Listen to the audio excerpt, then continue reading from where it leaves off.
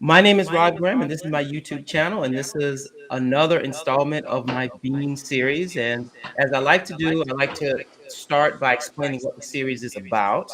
So maybe in 3 months or so, someone sees this. They've amazingly put in the key terms Presbyterian, Asian, white savior, and somehow this pops up, and you're trying to figure out, well, why? So let me explain what the series is about. So I like to find interesting people. And I like to learn about them and then also what they think about the world. I like to learn how they came to be, and then how that influences how they see the world. And so Robin is one of those people. I met her on Twitter. By the way, Robin, how do I pronounce your last name? It's Wootton. Woot. Wootton. Yeah. All right, I just want to make sure Thank you. I didn't mispronounce it. So I Yeah. found Robin on Twitter. She has some interesting things to say, and I'm always keen to find people who are religious because I'm a lapsed Christian, and that bothers me, and I like to hear what Christians have to say. So that's one thing. But also, she has an interesting story, an interesting backstory. So she fits this series perfectly, and so I'm excited about this. Robin, thank you for joining me for this hour. Yeah. Thank you for having me. I'm excited to talk to you, not on Twitter. That's right. That's right. 'Cause we follow each other, and I see your tweets and you see mine, and so I think I'm a little bit more active. But I gotta say, I think I've only known you on Twitter for maybe half a year, if that. And you've gained a lot of followers. So you're probably saying things that people want to hear, and uh, and you're saying interesting things, tweeting interesting things. So um, that's cool. All right, so let's jump right in here. Why is there a Robin Jester Wooten? I love this question, Rod. It's so fun. As I have said, so I've been a blogger for over 20 years, and I've been writing about. I mean, it's my journal, it's my confessional, it's all kinds of things, and it's taken shape in different ways over the 20 years I've been around on the blogosphere, whatever. Mhm. And so my life, I kind of I have different stages. If it was like a play, it would probably be 4 acts. And but each act has that common theme of who am I and why, and why am I here. Of course, all those questions, the essential questions of human existence. Why are we here? Do we have a purpose? Do we have to have a purpose to be here? Um, And it's kind of funny because one of the most important things that I've read in a book outside of the Bible itself is by Alan Moore, who is a comic book writer. Hmm. And he wrote this comic called Watchmen, which has since become a movie and Yeah. a TV show. And it's like, what in the world, superhero? Why is that important? Alan Moore is notorious for just being an atheist and very angry about it. I hope that's okay to say, but he's great. I love his writing. Like, he's just, so this book is all about what it means to be a superhero. And it came out in the 80s, so this is, it was at the time crazy for the superhero comic book world. But I'm getting to my point in that in one scene, he has this character, Doctor Manhattan, asking these questions of why are there people? What is humanity? What is this all about? And he kind of drills down to. I'm not going to do it justice because I don't know the whole quote, but he kind of drills it down to, if I can be blunt, like, of all the sperm in the world and of all the eggs in the world, one sperm and one egg came together and created you. And it kind of blew me away at the time. Hmm. Yeah, that's exactly right. And so, what do you do with that? Like, is does that mean we have to have some kind of higher purpose? Like, you either go one of two ways, that it's all completely random and the physics and biology is all random. Or you go the other way where you say there is intelligent design in here somehow. And so for my whole life, I've been looking for that intelligent design. Like, is it what I've been told, through the Bible, through my church? Is it some other religion? Is it some other concept of science? And so each of my kind of phases of life have been kind of pursuing that. Why am I here? What am I supposed to be doing? Am I, even that question, am I supposed to be doing something? Can I just not just exist and just be? Um, and I found answers to all of that, right? Like, and they're flexible. Like, I feel like I've kind of come to a place where sometimes I have a purpose and sometimes I don't, and that's okay. And there's this weird ambiguity in there that specifically Christians do not like, because of course you have a purpose, right? Like, to glorify God and enjoy Him forever, which is, one of the core tenets of some people's religious faith. But anyway, all that to say, I've certainly found more freedom and balance in thinking. I don't have to be accomplishing something at all times, and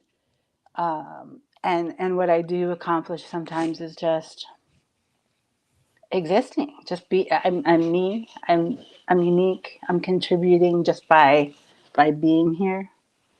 And I think that's an important concept for a lot of the conversations we're having, in America right now. We are here, and just by being here gives us worth and value, and we are contributing in some way just by existing. Hmm. I wish I had that view where we just like just being here, which I think is correct. I think that's probably a healthier way or a healthy way of understanding one's existence in the world. But for me, I'm always trying to find a reason. Like, okay, what's my calling? What's my purpose? Like, and so I'm always doing stuff to justify being here, in a way. Sure. Yeah, but Yeah. that can be unhealthy. That actually can be unhealthy. So it's sometimes good to just be and just be comfortable with who you are, where you are, and how you are. So Hmm.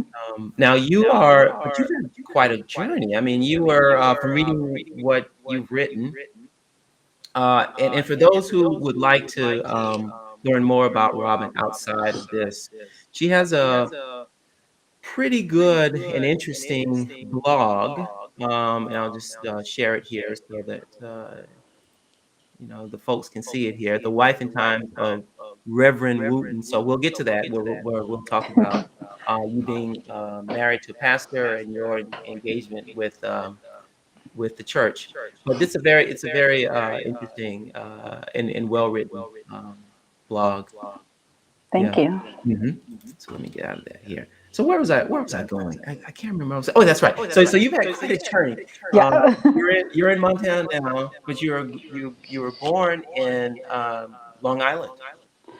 Yeah, so I'm actually in Salt Lake City now. Oh, sorry. Okay. Salt Lake City, Utah. And I was born in South Korea.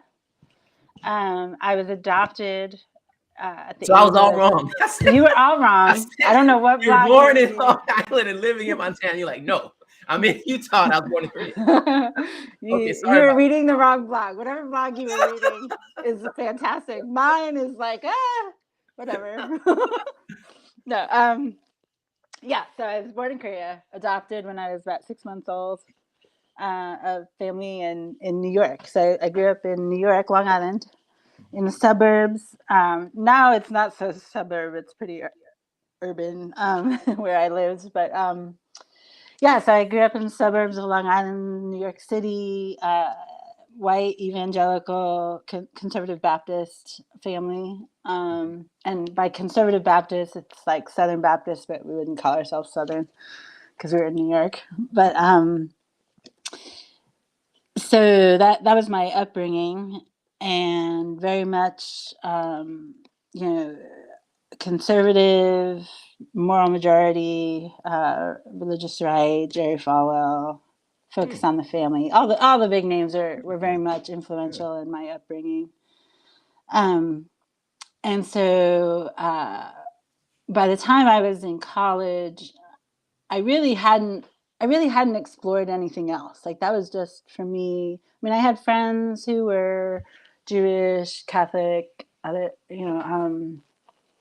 things, but I didn't really think about, to me, they were just wrong.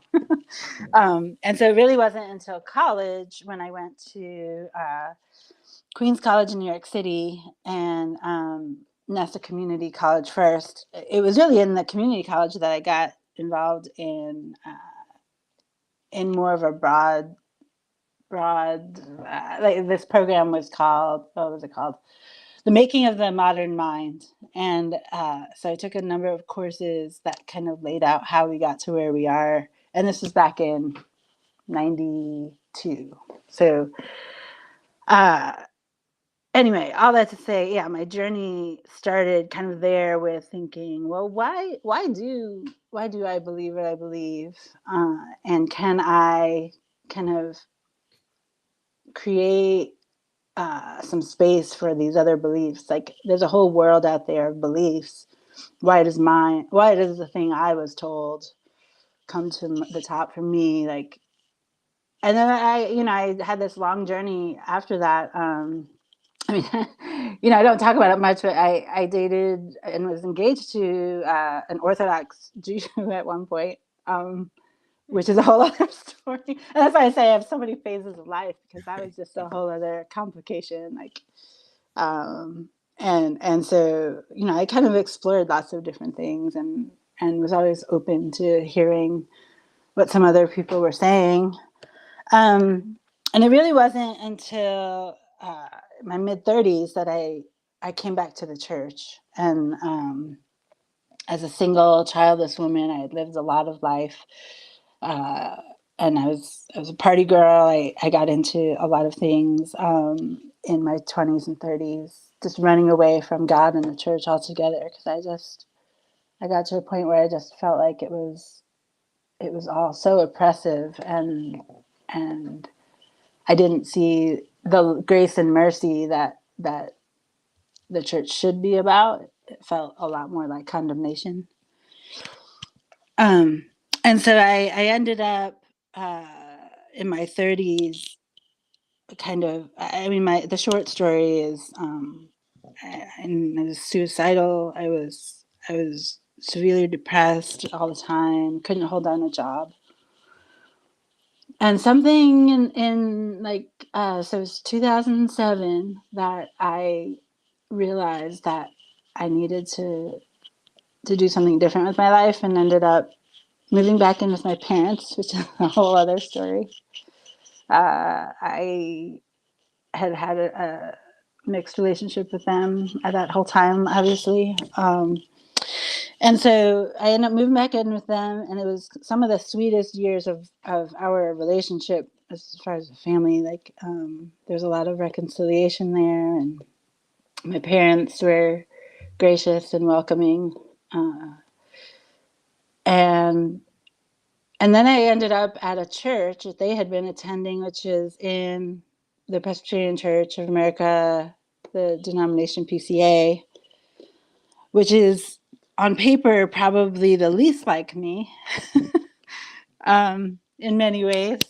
And it was just by God's hand that I ended up there, and really connecting with the pastor at the time, who just laid out the gospel in ways that I had never really heard before, and the grace and kindness of Jesus. And yeah, it was all just that in that time there was another pastor that came. He's still the associate pastor there in the church, and he and I became good friends. And he introduced me to a book called The Prodigal God, which is by Tim Keller.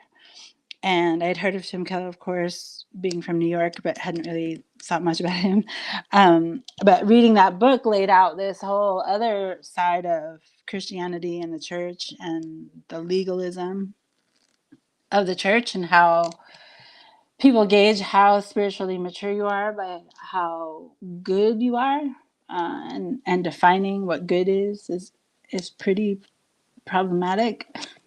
I mean, we're getting into that second question of what are the problems in the PCA. Now that I've been, so I started on staff there at that church in 2008. They asked me to start helping with music because I play piano, and I started helping with the music and started an arts ministry to artists in the area, and just trying to think about how art and faith work together, and how artists use their whatever medium they work in to kind of explore issues visually that are maybe a little harder to get at through words, and I was intrigued by that.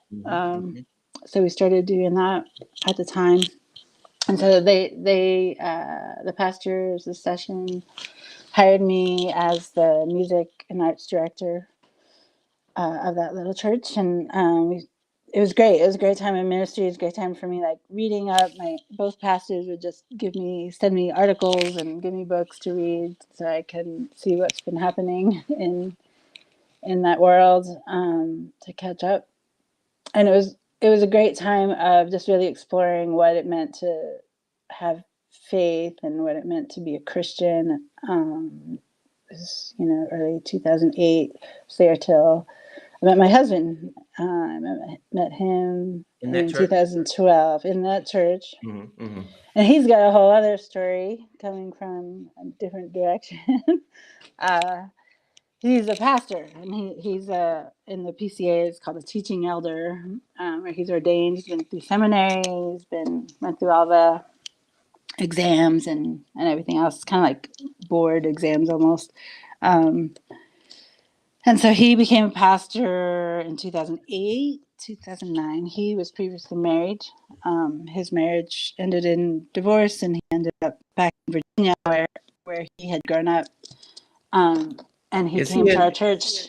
is I'm he in sorry? my part of Virginia, down in the, Norfolk, Virginia Yeah. Beach area? So yeah, now that you bring that up, I have meant to say that to you. So he was on staff with InterVarsity Christian Fellowship at ODU. He was there. I don't remember the years off the top of my head, but he was based in Norfolk for 6 years, and then he went to seminary. So yeah, he was down there. He was at Trinity Presbyterian Church, which is right there on Ghent, I believe. I think I know that, yeah. Yeah, large church. It's a beautiful church. They've been Mhm. there for a while now. Well, yeah, since whatever year that was, because he and his previous wife helped plant that church. He wasn't the pastor, but anyway, so they were back there in Norfolk, and so he came up to the church that I was at, which is in Williamsburg, Virginia, and he was a guest preacher for one Sunday, and he was hot and he was a great preacher. I didn't think that at the time. I was just like This is so appreciating. cliche. I know it really is. It should be like a The little pastor lifetime. meets someone in the congregation, and they Yes. get married. Yeah, They I was start the dating. I was the woman behind the piano, and he was the pastor in the pulpit. We were pretty cliche. It's like a Lifetime movie. Yes, Like we exactly. should be like, and we got married around Christmas. We totally had a Christmas wedding.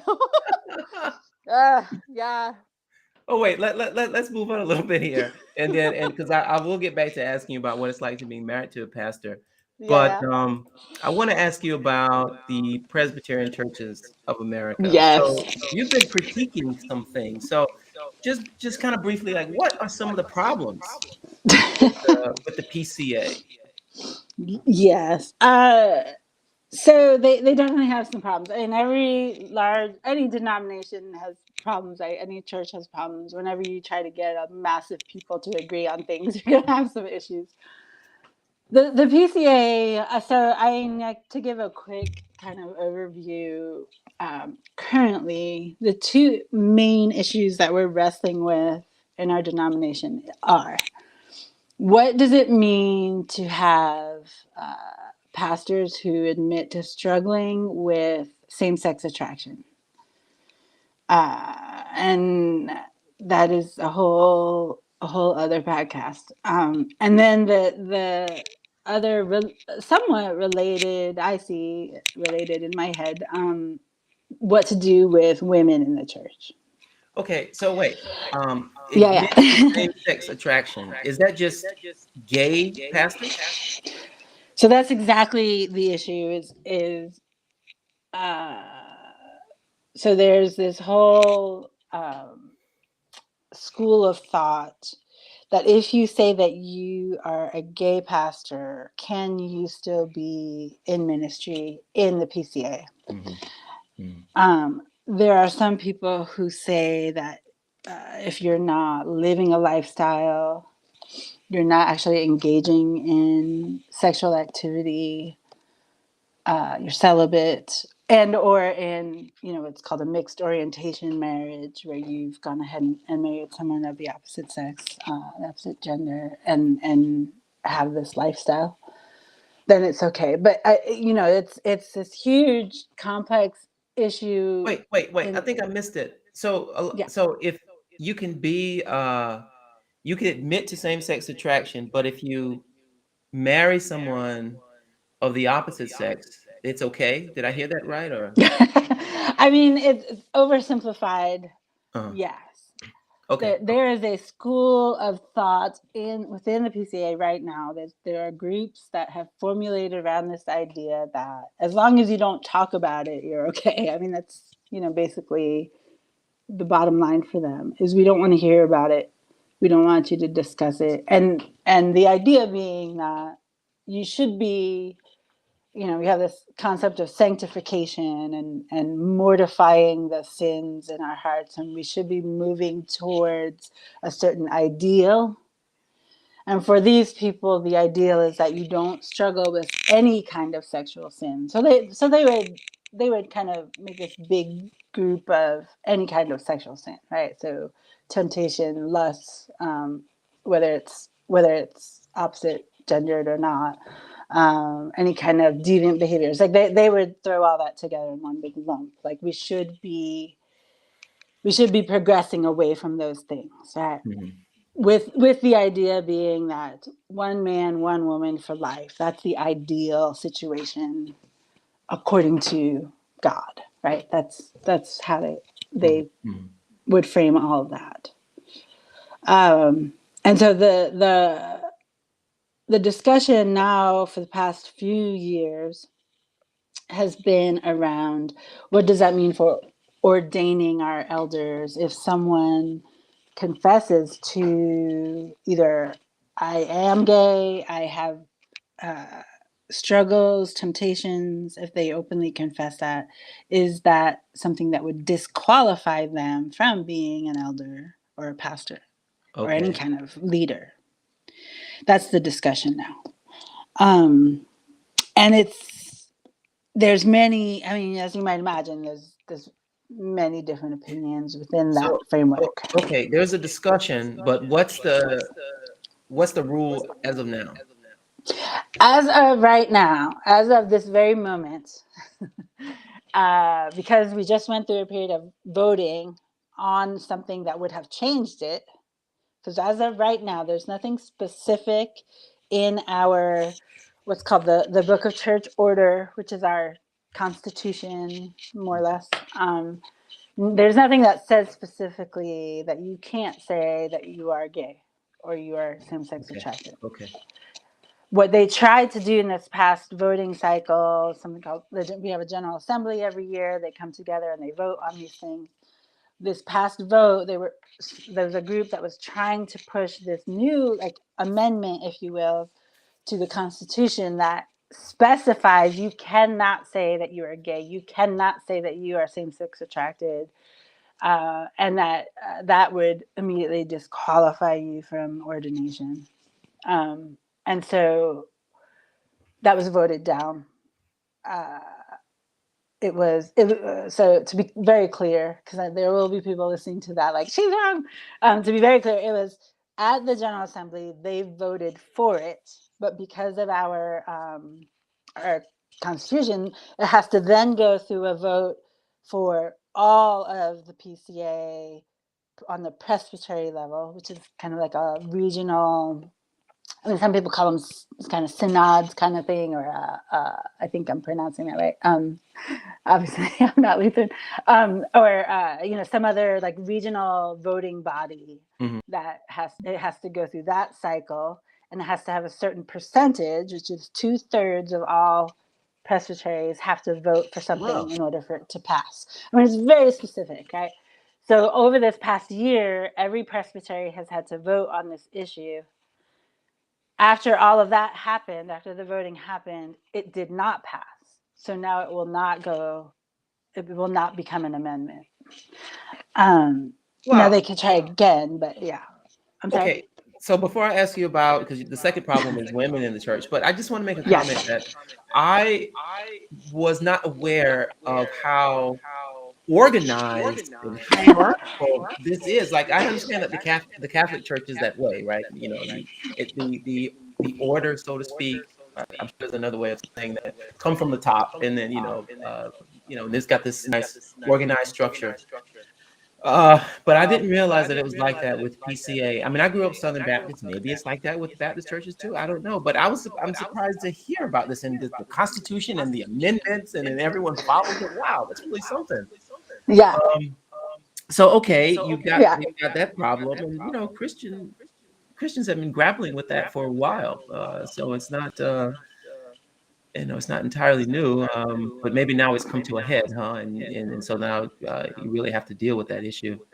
So the second thing is women in the church. So what's the problem there? Mhm. So the party line for the PCA is that women cannot be ordained. Um, that's the simplified bottom line. Women are not ordained in the church. What is this? Like, this is very weird in a way. Like, I thought that these issues had been dealt with, you know, decades ago. Just now, this is happening. I mean, that's just really amazing to me. Yeah, no, and you're right. It is. It's dealt with like in my mind. It's dealt with roughly every 50 years. That's Okay. kind of my take on it. Like I mean, every generation, right? So every generation, the next generation rises up and says, "We don't like this. We're not sure this is the right way."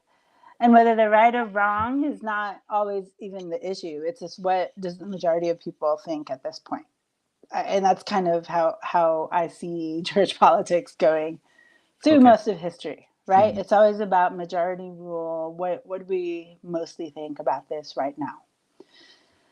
Which is interesting, right? It's an interesting question. Hmm. There's always scholars that come along that say, "Well, I've been reading this, and I think." I mean, I just read something yesterday, and I can't remember the man's name, but super interesting take on that verse about women should be silent. Like I do, it's something Paul in Corinthians says, "Women, I do not permit women to speak." Right, Hmm. and so we've been battling over that for 2,000 years.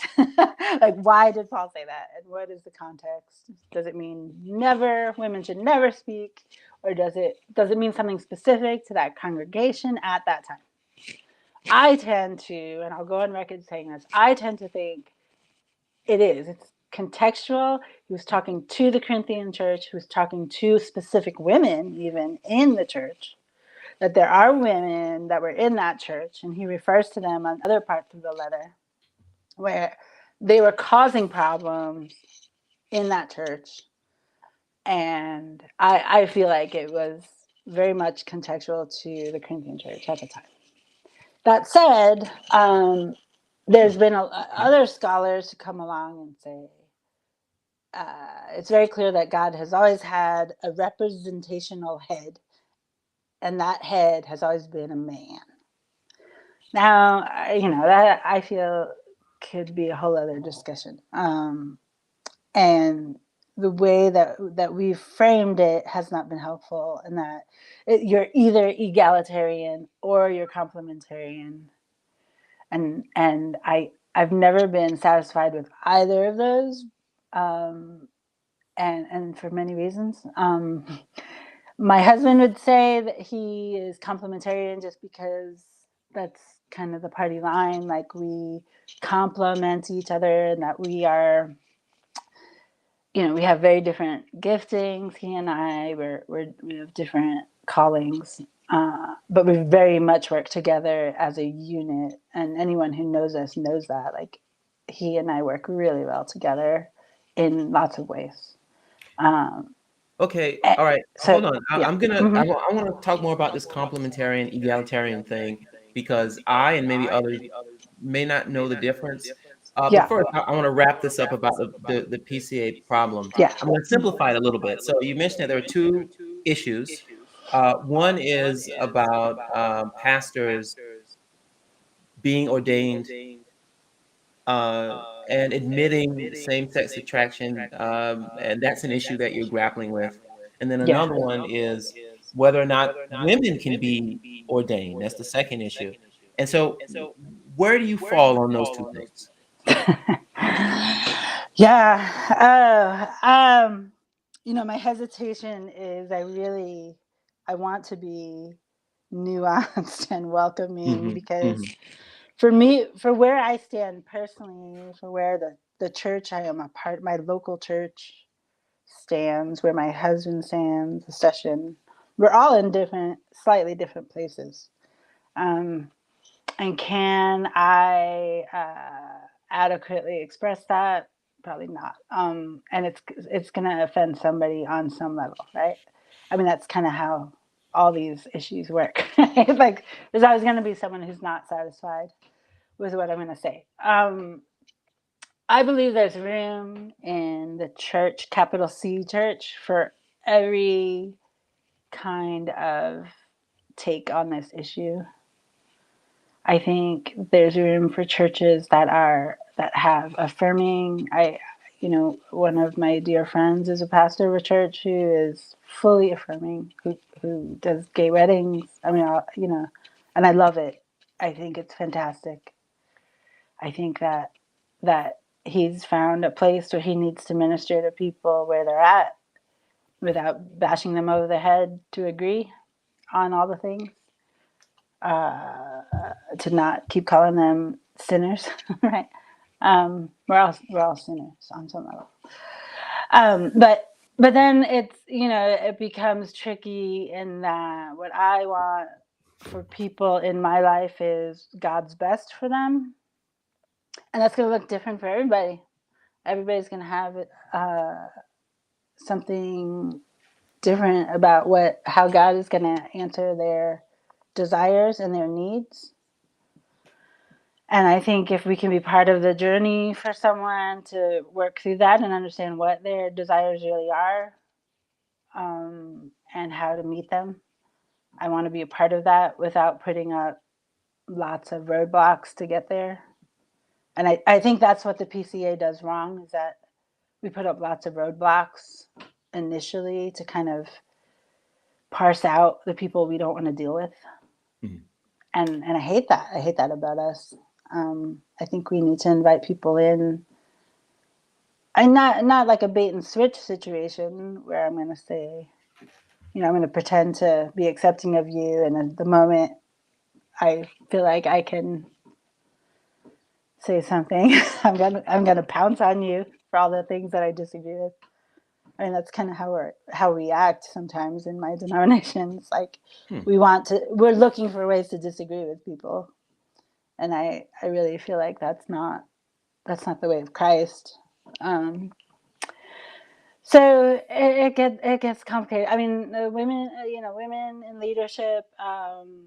There's a lot of people who have left the PCA for that reason. Like, why can't women be elders? Like, um, or deacons and pastors, and I'm all for it. I know some really great women pastors that I think are doing a fantastic job leading their churches. I'm all for it. I'm married to a pastor, and he's my pastor. Like, so it's not a question of me finding a pastor that I can follow, because I have one. I married one, and so I don't have to answer that question for myself. Like, lots of people see me as as a pastor's wife, and this leads into your next question, of course. As a pastor's wife, you almost become a pastor in a lot of ways. I can get into a lot of trouble for saying that, but that I kind of see myself as a shepherd. Like, I am by default leading people and helping people. I mean, people come to me because because I am honest, and because I write a lot, and I try to struggle through these issues just like anyone, and maybe a little more than most people. But I see that as my calling, as my husband's wife, in that I'm going to approach these topics differently than my husband will. I'm going to say things differently than my husband will, and there are people that need to hear what I have to say, in the way that I'm going to say it. Does that make sense?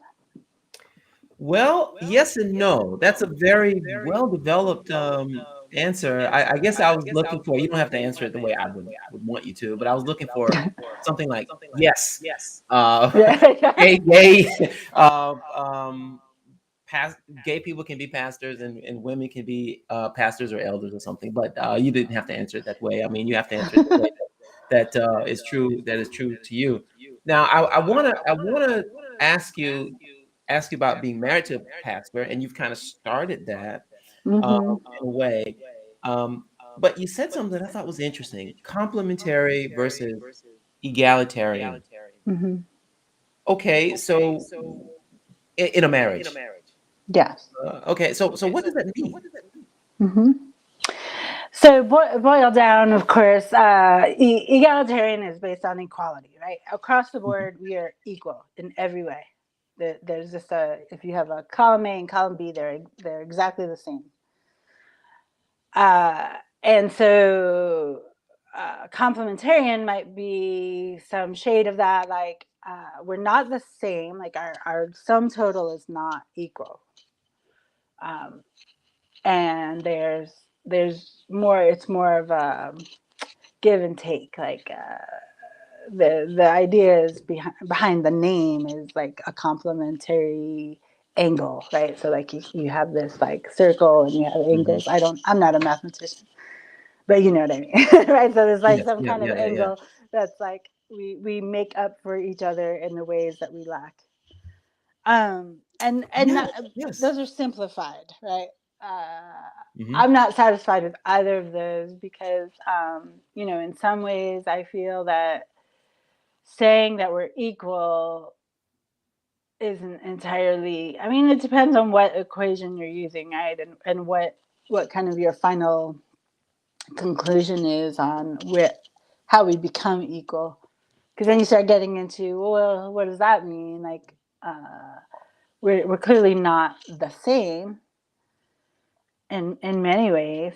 And how do you start kind of quantifying and qualifying, I guess, where you get to an equality? Like, you're constantly balancing out, like, well, if he's this and I'm this, how does that equal? um and I don't like doing that, and I don't, to be quite frank, I mean, I don't think many egalitarians do that either, because if you press them for that kind of answer, like, let's take a very specific answer, like, you take my husband, you take me, how are we equals? Like, if you were to list out all of our everything we bring to the table, are we equal? And I would say in some ways we are, some ways we're not. We're Mhm, bringing mhm. different things to the table, and that leans towards a complementarian thing. But that doesn't mean that we lose equality in terms of our value, or our, and then that's kind of where people draw that line. Like, well, does that mean you don't think you're as valuable as your husband? Of course not. Of course not. And it tends to go along like value and worth and contribution, which I don't think is the right way to look at it at all, because gender I mean, even it's not even gendered, but anyway, all that to say, being married to a pastor has lots of implications for that. Like, there's kind of this thought that the pastors' wives are just these nice, like complimentary to their husbands, and they, make really good casseroles, right? Yes, of course. That's not true? I don't. I may, I'm not the greatest cook in the world, and I will say that my husband is an amazing cook, and so anytime like we sign up for potlucks, it's always, my husband's going to make it because then it'll be good. But it's definitely this societal pressure to be a certain kind of woman when you're a pastor's wife in some Mhm. circles, especially in my circles. And there's a stereotype that I don't necessarily fit. When we were dating, like I asked other pastors' wives, like, what is it really like? What are your struggles?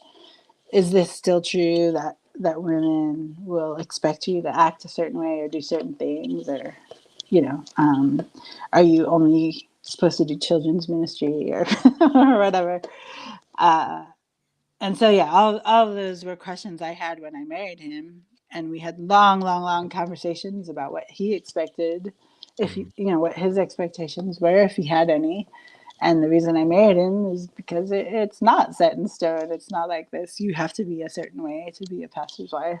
And he knew what I was bringing to the table, so to speak, and the kind of person I was, and I am still. Um, and it gets tricky. I mean, we've been in 3 different churches now, and each one has been different. Each one has had a different set of expectations from the congregation. Some of them are not always expressed until you've, broken them. Mm. And so yeah, it's been eye opening in ministry. But my husband and I have a really great working relationship. I mean, I've always worked closely with him and helping him uh, do his ministry, and just kind of being his more administrative arm and helping him think through long range, big picture stuff. I mean, my background is in organizational management. I have a master's in, and I call it MBA light. It was an MBA program without the finance classes. um, so I bring that background. I mean, I've spent years in offices and corporate and both nonprofits, as a manager and thinking through all those big picture stuff. So when I married him, I came with skills, and he knew that. He married me Mhm. for my skills. All right, cool, cool. Now I wanna switch gears a little bit here. Yeah. Um, Talk a little bit about race. Um, what is a or the white savior complex? I know what it is, but I want you to kind of give me in your own words and for the viewers. Yeah. So, I'm adopted. I'm adopted by a white family, Mhm. 1974. Uh, good conservative Christian family that was doing God's will by adopting a helpless baby from across the world, the other side of the world. And so I grew up with this sense of uh, whiteness, which, at the time, 70s, 80s, we didn't talk about it like we do now. We Right. definitely did not talk about it like this. Uh, and whiteness as a term was very much like whispered or heavily associated with the KKK, which we also didn't talk about, especially in the North. I don't know what happened in the South, but it the white savior mentality is something like uh, this poor baby infant, orphan, in Korea needs a family, and we're the best option for her to Mhm. bring her to this other country where we have more resources, we have better schools. I mean, this is the mentality, right? Mhm. Um, Mhm. and so we're gonna bring her over here and love her and show her Jesus, and we're gonna save her. We're gonna save her from this fate of whatever.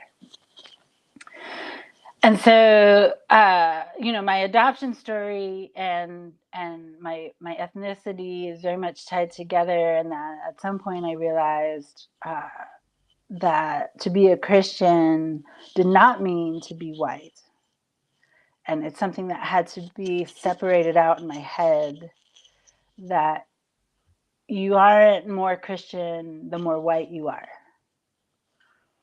um But that was kind of and the implied It in was that. it was very much implied in this, Mhm. like, we are the white saviors of the world. I mean, we look through history, and this narrative of all the British Empire or That's whoever right. were, Yes, yes. They wanted to they took save the over the world. natives by Yeah, giving them Christianity and British ways and stuff. Yeah, yeah, yeah.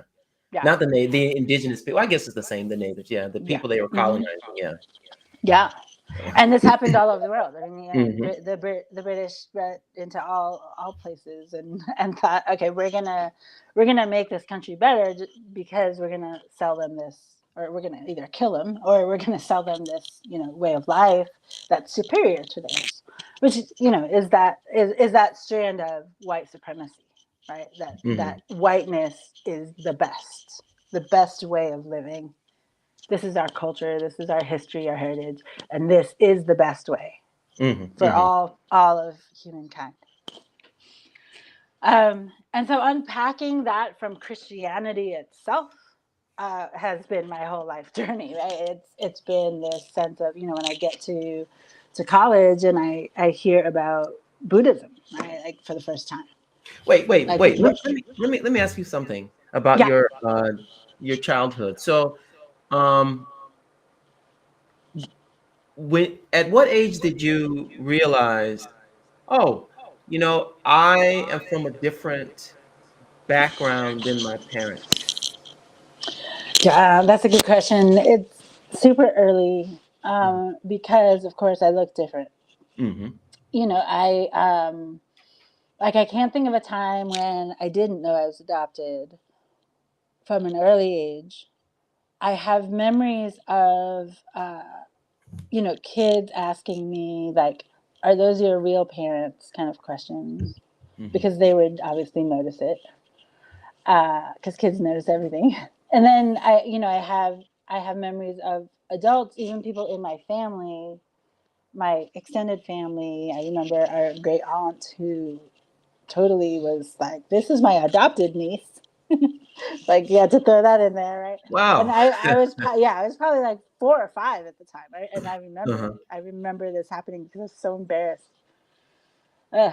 So yeah, so I knew from a young age that something was different, but I was given the story, the narrative from my parents all along, of this, like, miraculous rescue, right? This kind of, I mean, so for an example, I was given the Moses story in the Bible, and Moses was whose mother was afraid for his life, and so she Mhm. put him in a basket and sent him off, and then all that. The Egyptian princess found him. That was, my story. That was what I was given. Like, you're like Moses, like, and Oh, God that's so gave you interesting. to Wow. us, right? But no pressure, right? No pressure to, like, save your people or anything. um, so yeah, that was what I grew up with, and Wow. everybody reinforced that in my circles, like my Mm. church, my school. I went to Christian school for about a little over half of my school education. So, everybody reinforced this message of, Robin, you are special because God saved you from this terrible fate that you would have been just left to die or starve or Mhm. whatever in Korea.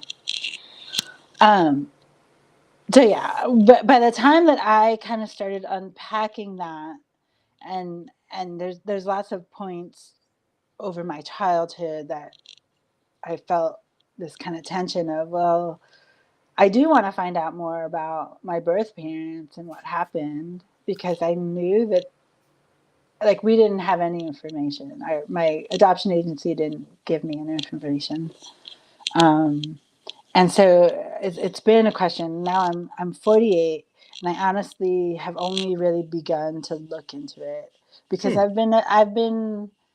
I've had this struggle my whole life. Like, do I need to know this so that I feel complete in my identity, or do I deal with what I have, what I know, and be satisfied with that? And I've gone back and forth on that my whole life, my whole adult life, anyway. Um, I mean, Yeah. there's a time I didn't really want to know anything. I was afraid to find out. Hmm. The the adoption community, particularly the Korean adoption community, has been very active in the past, I would say, 10 years, and trying to just bring awareness to the issues, but also the Korean government itself. I mean, the Korean government has done some amazing things for a public, government to say, like, we are sorry we failed these hundreds of thousands of Korean orphans Failed by in what just way? Oh, well, I'm sorry. they would say, like, by just shipping them off and selling them, right? Like, I mean, basically, they're owning up to this kind of mass exodus of Korean orphans instead of finding ways to care for them in the country. They just allowed the Americans and other countries uh, to just come in and buy them, essentially, right? Well, And this is so, okay. Let me. All right. So I'm gonna ask questions that will be very naive, probably. So forgive me. But uh, it wasn't until as far as I know, it wasn't until the 80s and 90s where Korea started to grow economically. Well, it started growing before then, but really took off in the 80s and 90s, as far as I understand it. Um, mhm, and so maybe at that time in the 70s, um, there was some benefit in children moving to, at that time, I guess we say first world countries. I mean, we don't use those terms now, but at the time, maybe yeah, yeah. wealthier countries. So maybe there was some benefit. I mean, so is it something that it's seen as it's like just a bad thing that that Korean children were adopted by people in the West? Yeah, yes and no. I mean, it's there are certainly adoptees who feel very would be offended by that. Like, of course it's bad, right? Of course it's a bad. We're not a commodity to sell, right? Mhm. I mean, that's the current discourse, of course, with babies. But why And is it so, selling? How's it selling? I mean, isn't it more like what? Like I understand you have to probably have to pay some money to go through the process of adoption, but I yeah, wouldn't. Is that what's meant by selling?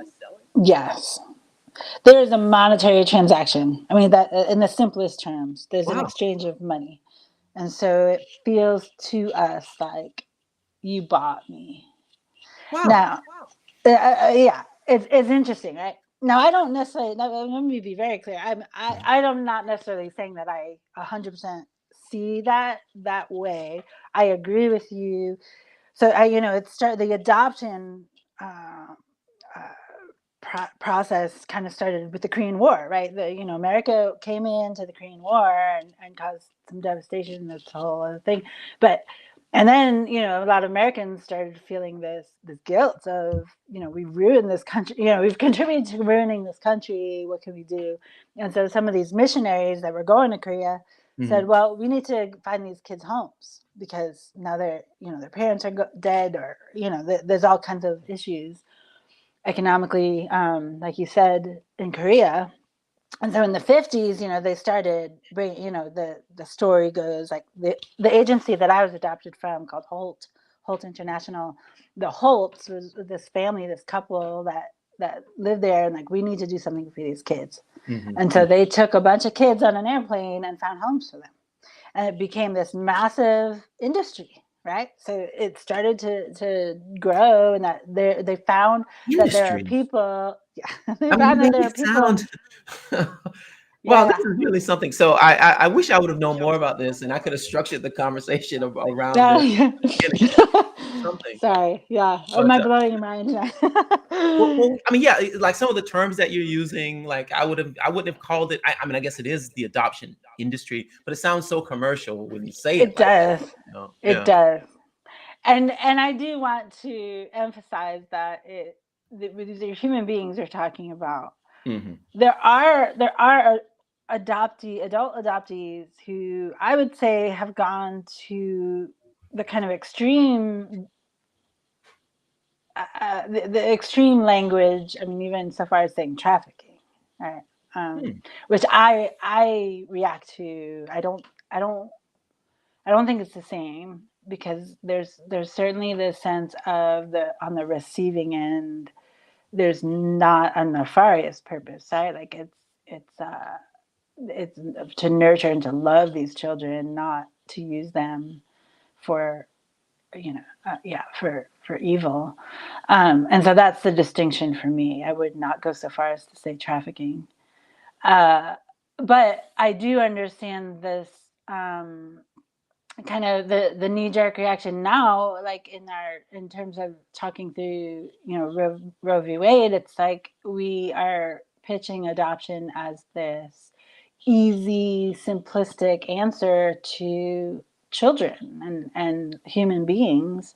Like we can just adopt them, and our adoption has caused a lot of identity issues Hmm. Hmm. for us that have largely gone unaddressed by these same people. There a lot of adoption agencies have some kind of post-adoption follow-up help, counseling and such resources, but it's not nearly enough.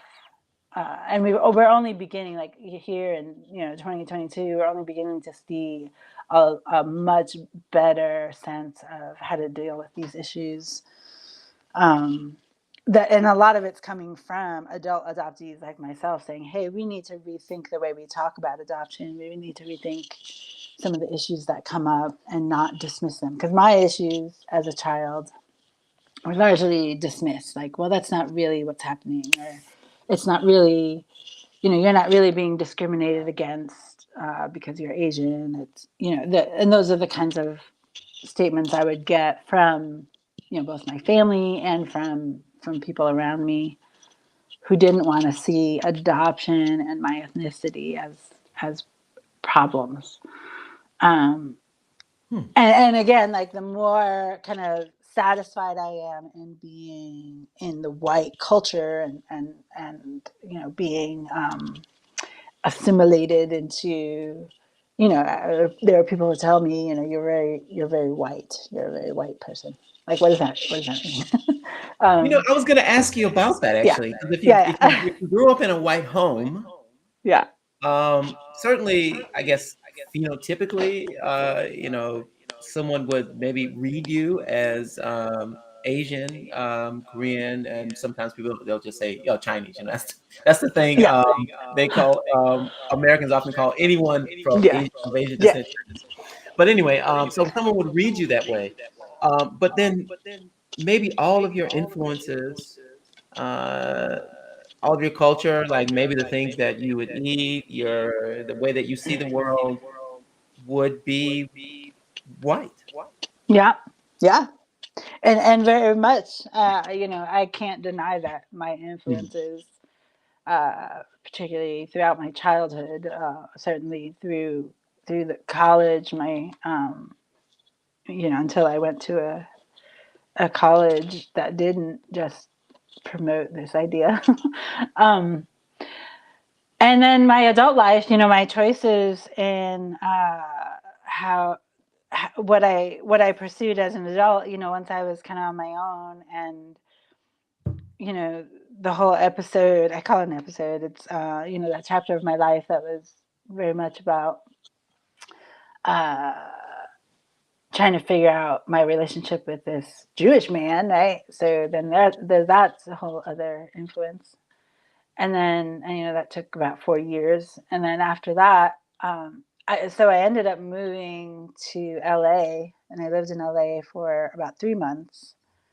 Uh, and I loved the the feel of LA where I was, in that it didn't feel as white as New York, which is a weird thing to say, I know, but Mm. I don't know if I have time to unpack that. But in some ways, New York felt very disjointed to me, uh, and that there were a lot of people of color around me.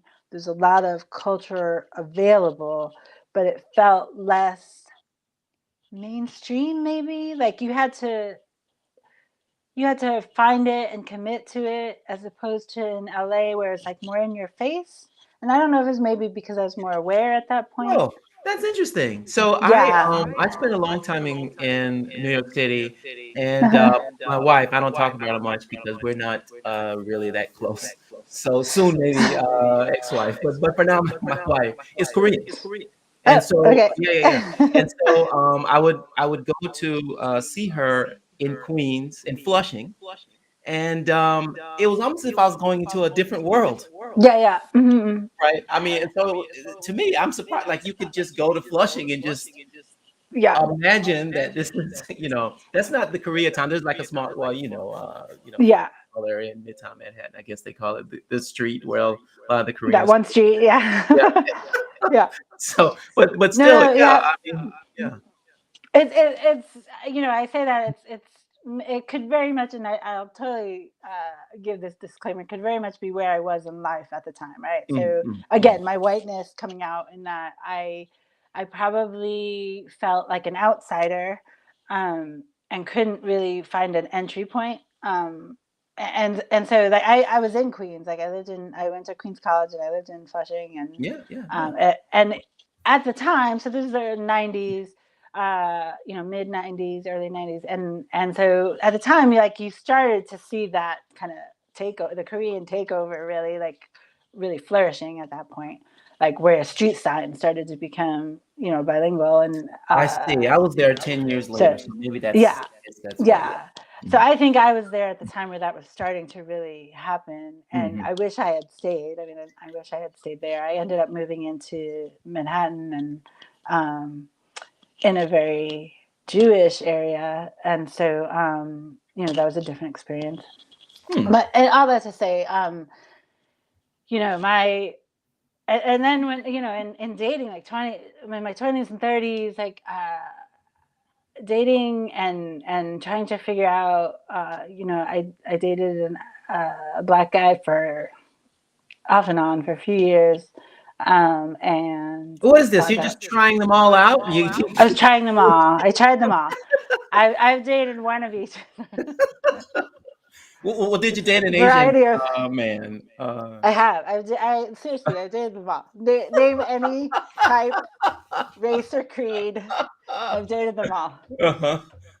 Um, and it does, like, I look back on it, and at the time, when I met my husband, somebody, a good friend of mine who is a woman of color, made fun of me. She's like, "Really, Robin?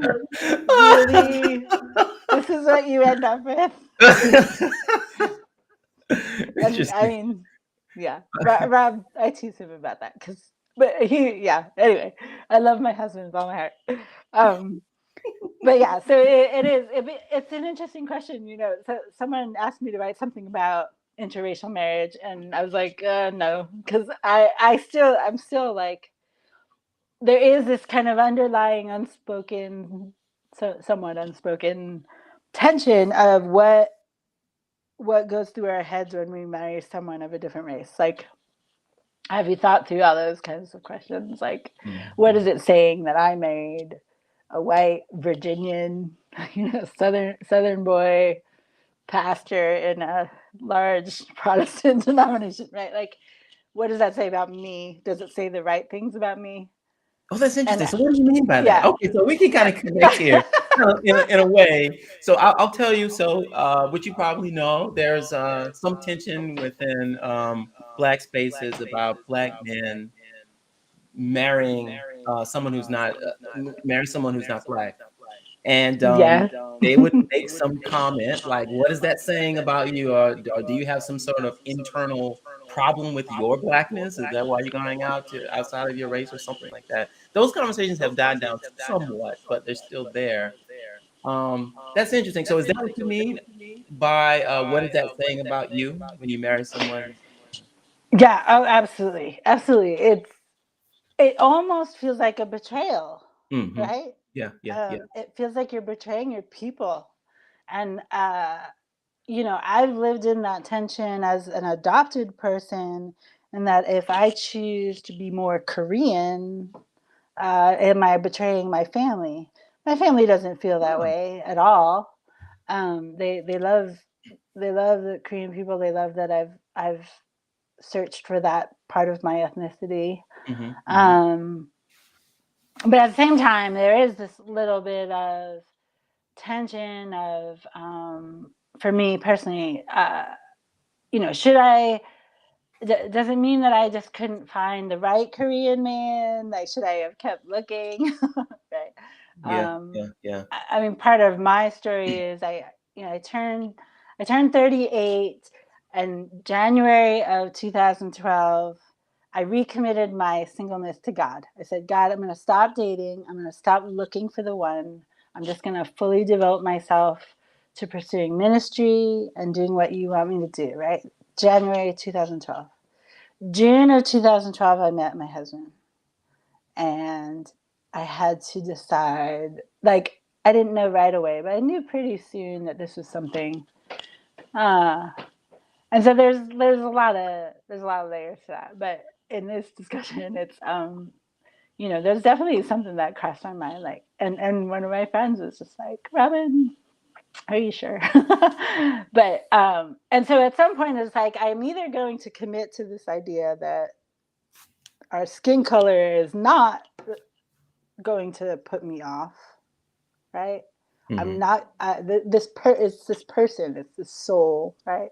Of course his skin color has contributed to what his soul is, and how it's developed, right? Like, this Hmm. is Hmm. this is who he is. My husband's written a few things also, and a couple of like essays, about being Southern and Virginian and white, and how he's had to make sense of all that. And that's part of why I married him, because he's gone through that process. I mean, his name is Robert Lee Jr., right? So Oh. he's part of that. Yeah, he's part of that heritage, right? But we've had those conversations, and he understands all of that. But you know, I think what I'm trying to say, um, you know, I understand the complexity of of choosing choosing to be married to someone who's of a different race, and what that may say to people just on looking at us. Hmm. Hmm. On both sides, right? There's that spectrum. People who hate it because of very different reasons, right? People who hate it because of they think that people shouldn't marry into race because they're, you know, bigoted people. And then there's the other side that hate it because they think it's a betrayal. Yeah, yeah. Uh, and those two sides would never agree on anything else, right? Like, so Yeah, that's interesting. it's That's true. yeah. Yeah. So Yeah. yeah, it kind of puts us in this strange tension of our choice, our personal. This is my personal choice. It's a choice I made with my eyes open, and I would never. I don't regret it for 1 second. I love my husband very much, but I understand that it almost inherently makes me as a person more cautious about how I interact with others when it comes to racial issues, because they're going to see me like, by default, they're going to kind of see me as just giving into white supremacy, right? Hmm. And so having to combat that in everything I'm doing or saying is constantly in my head. Like, I already have a strike against me, uh, Hmm. and that makes things complex. And so I want to be so much more careful about how I do frame things, because I know people are going to assume that about me. Mhm. Mhm. I mean, I've already had it happen a few times, like on Twitter. Someone actually pretty famous who completely dismissed me at first for being a Christian Uh-huh. in the PCA, and then for being a white man's wife. Wait, so So you were yeah. talking about that incident, which I don't know about, but it was you're saying you were talking about something racial, and then the person said, "Well, you're married to a white man. How can you comment on this?" Well, what's even interesting about it, it wasn't even about race itself. Like it was about, I'm trying to remember what exactly the issue was that I was. I mean, it was about Christianity and its place in. It kind of touched on CRT and the way the church has kind of gone off on Mhm. CRT, but uh, it wasn't even specifically about race itself. Like it was just kind of a comment I made about. I was even just asking a question like, "Did we think about this?" And this person just was like, I looked at your profile and It's it's so no it's interesting. no wonder you would say that. And then she Wow. reposted, like she actually like subtweeted me like a second later. Like some people, I can't remember exactly what it was. It was something like, some people I don't even have to listen to because of who they are. I Oh was my like, God. how? Yeah, That's yeah. really I was like, something. that's so dismissive.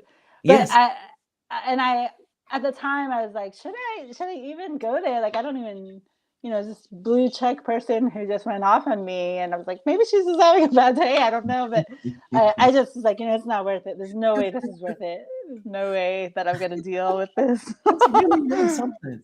Yeah, yeah, So when I'm in when I'm in black spaces online, um, I remember getting in this conversation with someone. I think I was on his podcast or something, and I told him that I married outside of my racial group, and so it was this long conversation we had, this back and forth about, well, can you say anything about black relationships because you're married to someone who's not black? yeah. You can even talk on this issue, and I was like, well, yeah, I can. I'm still black. And so that's really, really something. Anyway, we Hmm. have to move on. But I have to say though Yeah. that this part of the conversation is much more interesting than the first part of the Yeah. conversation. So we should have led with I this. So Yeah, yeah. what I might do is this automatically uploads to YouTube, Hmm. and then I just keep it up, and then over time, get like 50, 7,500 views over the months or something. But what I might Yeah. do is slice these parts out and put this up, because I think a Yeah. lot of people would benefit from hearing this. It's really interesting. Um, so all right, let me ask. We're running up here on about an hour and 15 minutes, and I don't like to keep the guests too long, so I'll just ask this question and then ask about your book. Yeah. So, have you been mistreated because you are an Yes. Asian person? I Yes. should say. Absolutely.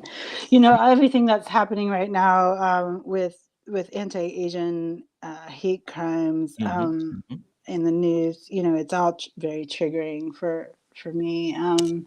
I could list off, and I've listed off, written down incidents in my life that I've dealt with, that I've never really, I don't talk about that much. Like, you're saying before, I'm kind of an open book, but there are certain things that I haven't really put out there because I just don't know what to do with it all. And a lot of it stems from incidents I've had as an Asian woman. Um, and I'm trying to kind of figure out how to put it all down in a way that's helpful, because I don't want to just. And I'm not saying this against anyone who does it, but some people just kind of relate like these stories, like story after story of things that have happened to them, and it's good and right for us to know that these things happen to people. It's not just made up, like it's not a straw man, right? Like these are real things that have happened to many of us, and it's good for us all to know that. Hmm. At the Hmm. same time, like I want to contribute in a way that, I've kind of processed it. Like, I've been in therapy. We've talked through, like I've been doing EMDR, which is has been great for me. It doesn't work for everybody, but it's been great. And just kind of reliving this sense of all of these incidents have like a common theme in them, and it's always been struggling with my Asianness and struggling with being a woman in this society, whether it's abuse, sexual abuse, intimidation, harassment. All of those things have factored into my life over and over again, like multiple incidents. Um, and to say it that way, it's like we just will say it to someone who's never had those kinds of incidents at all, really, right? And they just don't know what to do with it. It's just so overwhelming. It's drinking from a fire hydrant, right? It's just kind of like I don't know what to do with it, and so they'll either do one or two things. They'll not do anything, right? It's just okay. That's really sad. I'm sad for you, and move on. Or they can become this kind of they think they're becoming some kind of advocate for, yeah, this is bad, we shouldn't do this, but they don't have any real like anything really to contribute or to say like, well, this is how we deal with it, or here's how this shows up in my life and maybe I need to do something with it. So I'm grateful for the conversations we're having. I hate that it's because of the huge increase in crime and hate crimes against Asians. I mean, the past 2 years, it's really been alarming. And I can't say that strongly enough. I I don't mean, even understand it. Like, where's it coming from? Like, why now? What's happening? It's not like we're in some well, maybe some people are connecting it to COVID-19 or something. I don't know. It's just weird. yeah, Like I understood why there was an increase in anti-Muslim racism after 9/11. mm-hmm, Like there's a yeah, connect, yeah. but I don't I don't get it with the increase in Asian hate crimes. Yeah, there's a lot of people that would connect it with COVID, the narrative of China sent us this virus and Mhm, destroyed our mhm, lives, kind of thing.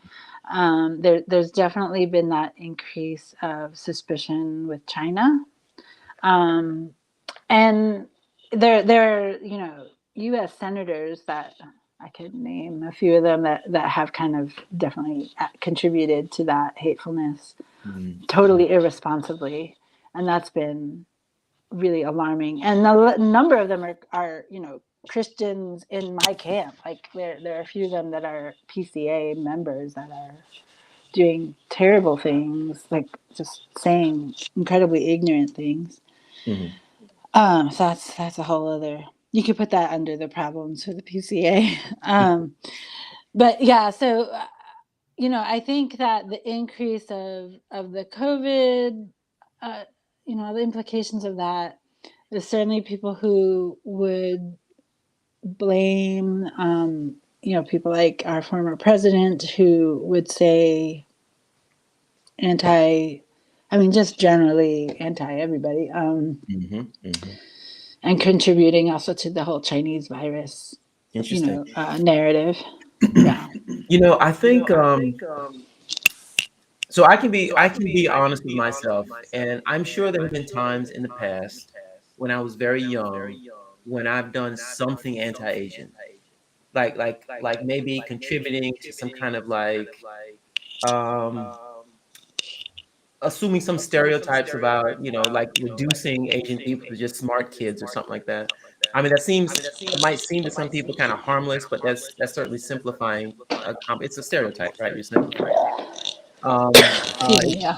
It's quite possible that a lot of people, including myself, when I was very young, before I moved out of South Carolina, I would see maybe Asian women in a sort of fetishistic way, something like that. I mean, these are things that need to be talked about.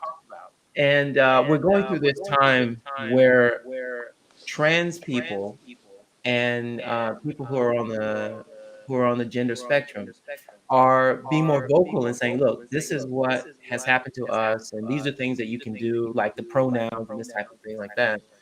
Hmm. And I think that's beneficial because it could have been for years that people were being mistreated, and no one knew about it, or were doing these things, I should say, and didn't know about it. And I'm glad that they're being vocal. I'm saying that because I would like to see that conversation with Asian Americans in this country who are being bullied or dismissed, or I mean, a lot of these things are going like Asian men seen as weak or something, or this type of thing like that. Yeah. Absolutely, and I think that that discussion is happening. I mean, Mhm. it's been interesting in the past couple of years where a lot of these Asian American focused groups have come up and started having those conversations about Mhm. how do we have our own agency in fighting a lot of these hurtful stereotypical behaviors. There's been a number of like books that have come out that have been really helpful. I just finished reading Making of Asian America, which is a fantastic book. Just giving kind of the history of Asians in America. There's this great book that came out this year called Rise, which is an Asian American partly graphic novel, which I love. I love graphic novels, and a lot of interviews from Asian American pop culture, which I think it's a good way to go because there's a lot of people that are kind of household names that everybody knows, but they don't really understand the struggle that went along with being Asian American in Right. Yeah. Hollywood or Mhm. wherever. So yeah, those conversations are happening, and I think thinking of more helpful ways of getting that conversation into the mainstream is definitely the work that these groups have to go.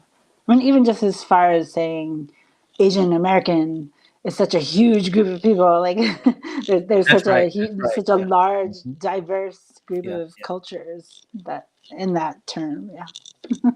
Okay, let's So wrap. This has been yeah, very, very interesting, and I appreciate you taking the time to talk to me. Talk to me. yeah. I saw somewhere, I was reading somewhere that you're working on a book. So how's that going? Yeah. Sorry, yeah. So I've been writing two different books my whole life. So one book is kind of my story of all the things that have happened to me, and I actually want to put it out in two different forms, and that's what's taking me so long. One on just a regular, nonfiction prose, but and then I also want to write it as a graphic novel. I see. Okay. So that takes a long, long, long time, and I've been trying to find an artist that kind of catches my vision because I'm asking a lot of people. So it may have to be serialized. Like I'll kind of come out with it chapter at a time. Mhm. Just kind of my life story.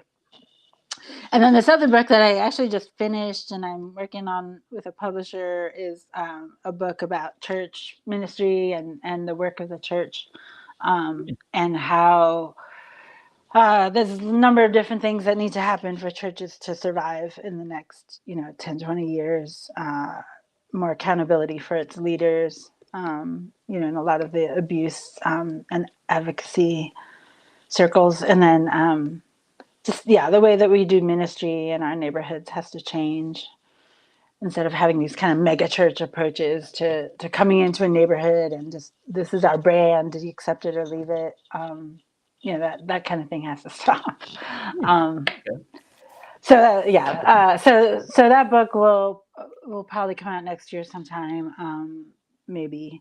Uh, but the one for my life story, I think I'm gonna try to kind of release it little by little on either on my blog or on somewhere else. Like I know you were trying to get me to go on Substack, right? Wasn't that you? Yeah, Um, yeah. It's I a great tried. outlet. Yeah. Yeah. I mean, I tried to get my stuff, like, I tried to transfer it and it flagged me for copyright infringement. I was like, of Wow. course it's copyright. Yeah. Like, I wrote it. It's your own stuff. Yeah. Yeah. So I have to figure out how to do that so that I can move it over. Yeah, yeah. Well, I hope But you do that because that's yeah. probably that's a good platform. And Yeah. yeah, so okay. All right. Well, this has been fun, Robin, and I really appreciate it. And yeah, I learned a whole lot. Well, And good. you are an interesting person, so I'm sure your book will be Thank you. very interesting too. So yeah. All right. Thank you very All much. right. Yeah. Thank you.